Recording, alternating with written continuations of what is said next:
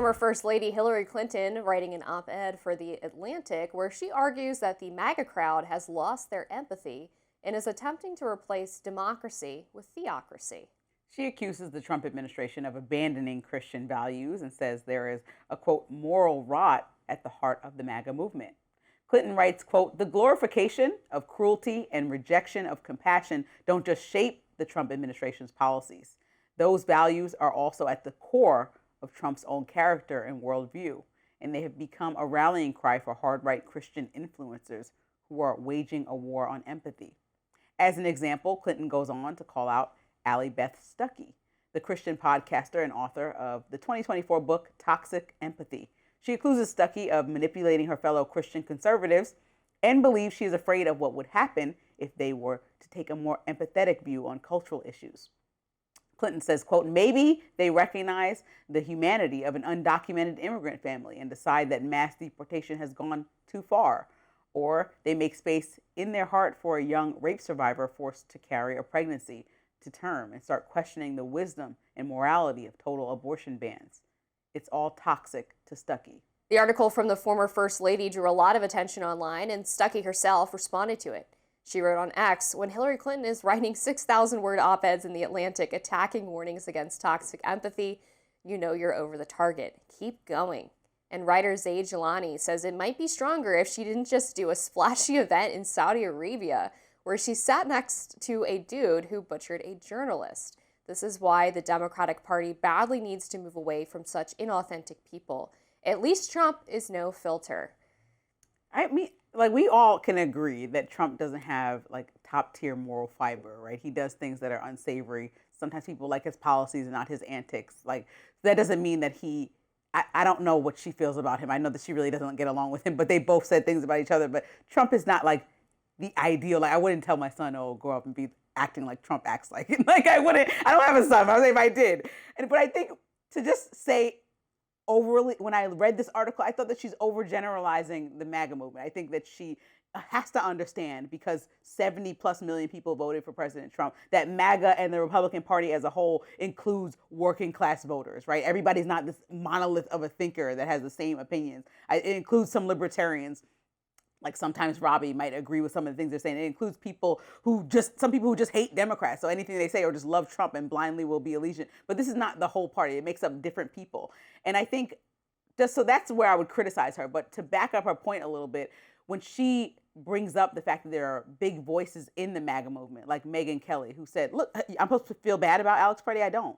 That's like rude and obnoxious when somebody just died. Like, the right decorum in that moment, right, especially as a Christian, if I don't know if Megyn Kelly is, would be to say, this is a terrible situation. You could feel however you feel about Alex Preddy and his past protesting. You could feel however you feel about ICE, but saying I don't care, that's not how we're raised, right? That's like, if we're talking about moral fiber. And then also the propelling of racist neo-Nazi Nick Fuentes, who I think is part of subscribes more to the MAGA movement than anything else. I think that the fact that his voice is building up so much within the party, that's problematic. And so when you talk about unifying and some of the things that I guess are supposed to be Christian values, this is a legitimate criticism of when you look at like white nationalism. It's usually supported by people within MAGA movement, so this is like connection that people are making, and people have tried to distance themselves from it. I think it's part of the chaos, if you will call it, at the Turning Points Convention, when they're trying to separate a lot of different part of the right-wing coalition and say, are we really going to embrace some of this racism? Are we going to embrace all this negativity? Or are we going to just stand up to people that don't stand for the same things we stand for, so we can clearly say our party is this, not this? And I think that that's a little bit of a conundrum that might be happening within the party right now that she's addressing. Well, I would just point out that Nick Fuentes has been actually pretty anti-Trump this second term, but he doesn't consider himself MAGA, just a point of clarification there. But I think it's interesting that she kind of contradicts herself, where she starts with this point that we talked about, where she accuses the MAGA movement or the Trump administration of replacing democracy with theocracy. But then she says that they're not doing Christianity right. So it's like, well, do you want them to be more Christian in your view of what Christian means? Or do you want them to leave religion out of it altogether? Like, those points are in contradiction with one another. But I also think it's kind of rich that people who are advocating for the separation of Christian moral principles and values from politics, which is, I mean, technically impossible. We all get our moral code from somewhere. If you get yours from a Christian perspective, then the idea that that shouldn't somehow inform the way you look at politics, I think, is sort of not human. Like, that's not accounting for human behavior in reality.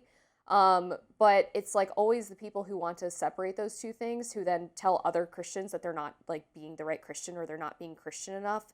And there's this meme about it that Christians often share with each other online, which is like, I don't subscribe to your religion, but if I point to this line in this giant book that you read and tell you that this is what should inform your entire worldview, then you must listen to me. And it's like, okay, I didn't see you in the pews on Sunday, you know? I think that Hillary Clinton in this moment is taking the opportunity to seize a big moment, to keep her name in a current moment. I think She loves to do that. like to write this article in such a big publication, it talks about the moment that's at hand. So she makes valid points, like talking about the fact that she feels MAGA is leaning into more of an authoritarian state by doing some of the things that they're doing with ICE. Like, I don't think that a lot of people would like to see our streets militarized in any way. And we can go back to the root of the cause of democratic sanctuary cities and all that stuff. But I think that she's pointing out what people have a growing concern of being uncomfortable with, and also trying to probably position the party to look at what the next few months will bring as we head into midterms, right? There's a lot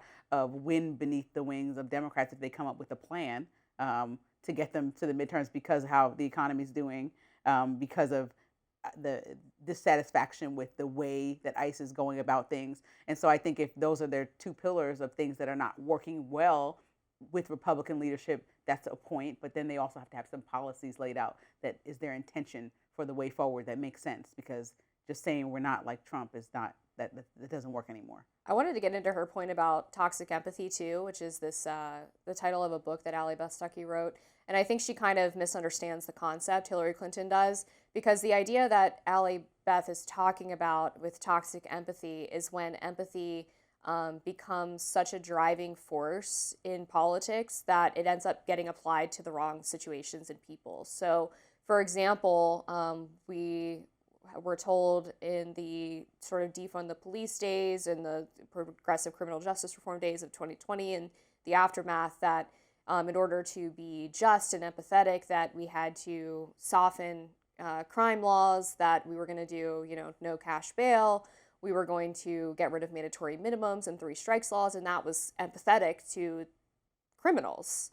But we didn't seem to have the same level of empathy applied to victims of violent crime.